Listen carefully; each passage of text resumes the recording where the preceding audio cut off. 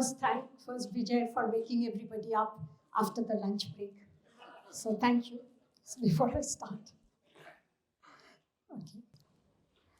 So I was once trying to teach basic road safety rules to a group of street children who were always hanging around the traffic signal near my office. What happens when the light turns green? I asked them. All the cars stopped. They replied in unison. And what happens when the light turns red? All the cars stop and we run to beg at the car windows. They replied gleefully. Not quite the answer I was expecting. But then these children never ceased to amaze me with their ingenuous comments and smiling acceptance of the tragic circumstances in which they were growing up. As we pass through the busy streets of our city, we often see little children standing around the traffic intersections or playing on the pavements outside low-income communities.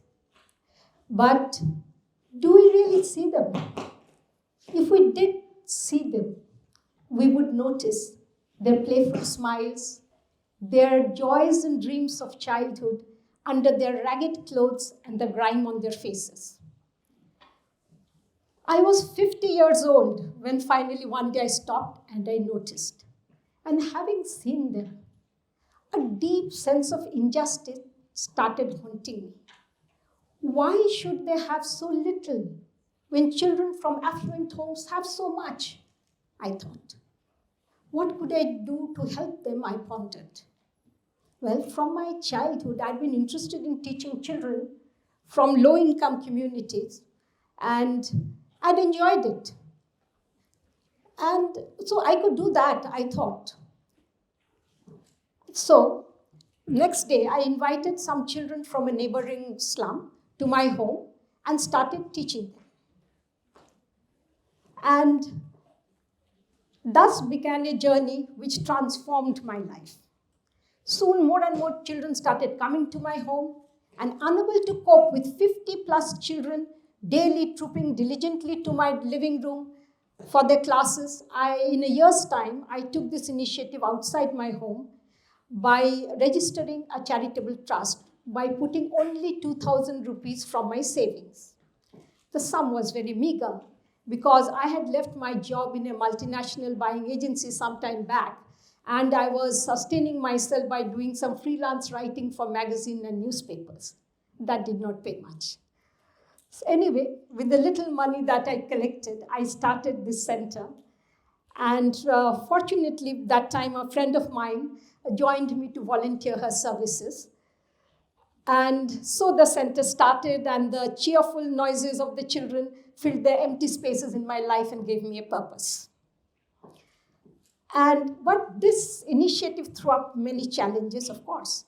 And some were small challenges, like buttering nearly 100 slices of bread for the hungry children in between taking their classes, especially in winter, when the butter turned hard and unrelenting.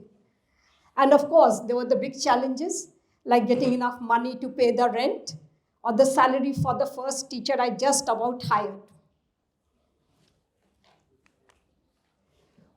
We have all seen heartbreaking images of migrant laborers walking home to their distant villages in other states during the pandemic with their little children in tow.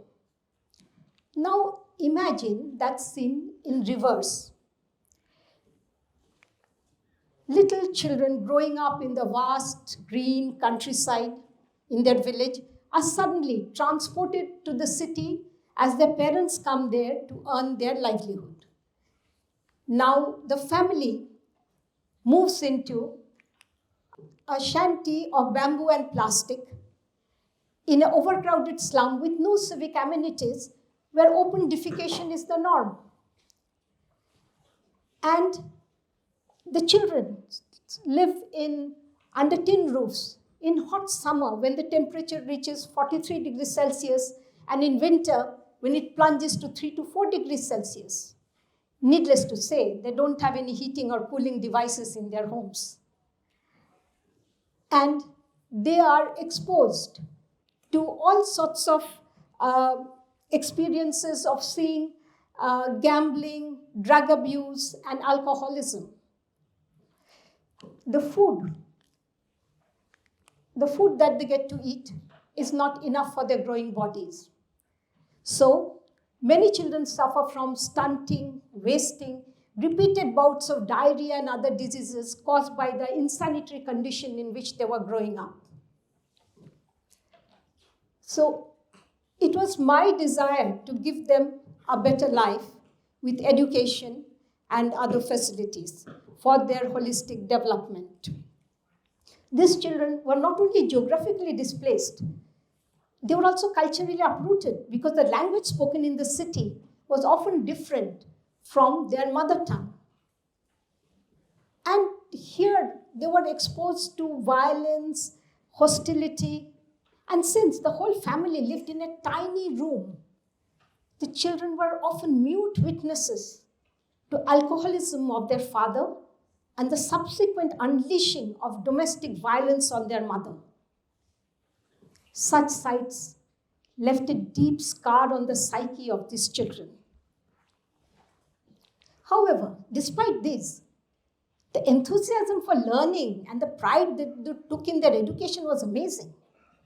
Once, when I'd taken a few kids to a nearby park for an outing, a little fellow who had just learned to read English saw a signboard which says, "Sorry, no dogs allowed." He read it aloud and looked at me triumphantly. Then he paused and thought and asked me, "But ma'am, how will the dogs read this?" He was perplexed to see me burst out laughing. I explained to him that the signboard was not for the dogs, but for the owner of the dogs who might bring their pets to the park. Undaunted, he pointed out at the stray dogs which were lounging in the park.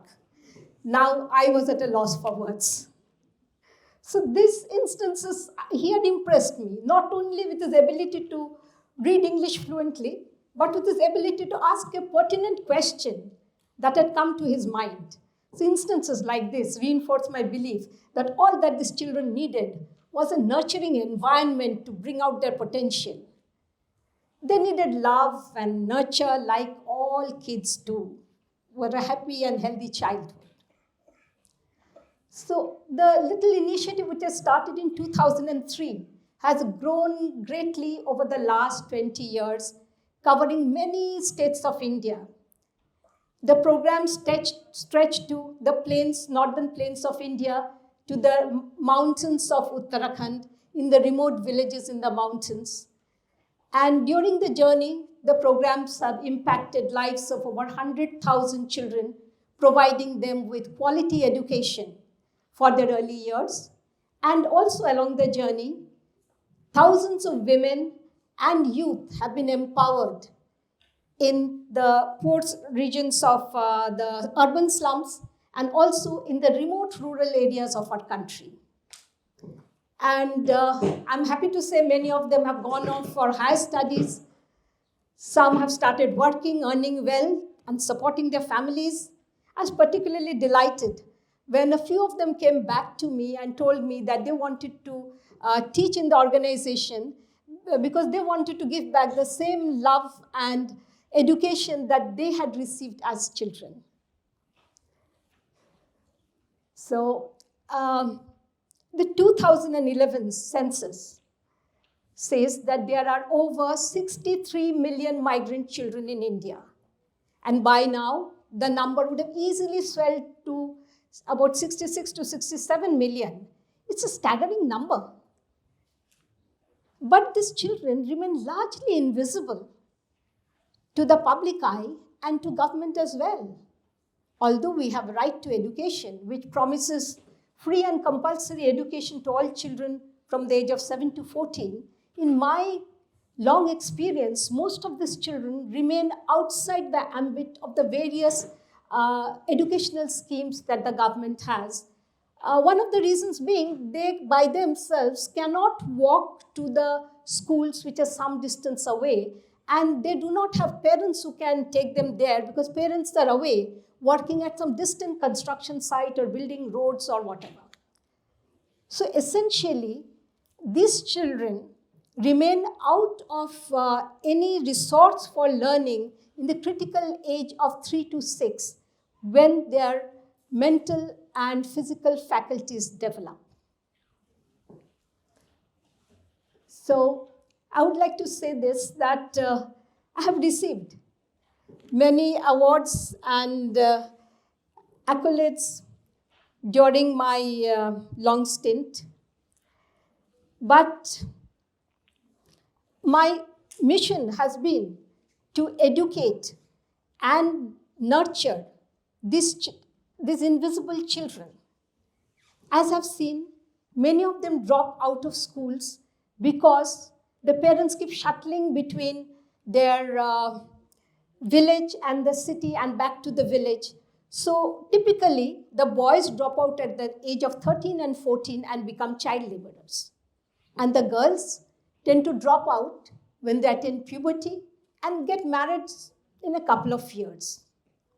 So my mission has been to give them an alternate future other than becoming child laborer or a child bride.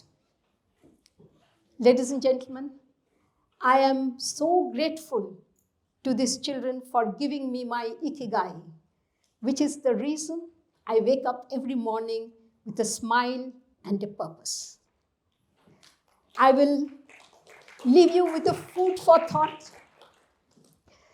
Would you believe price of a decent pizza can provide midday meal for a poor child for a whole month? Thank you.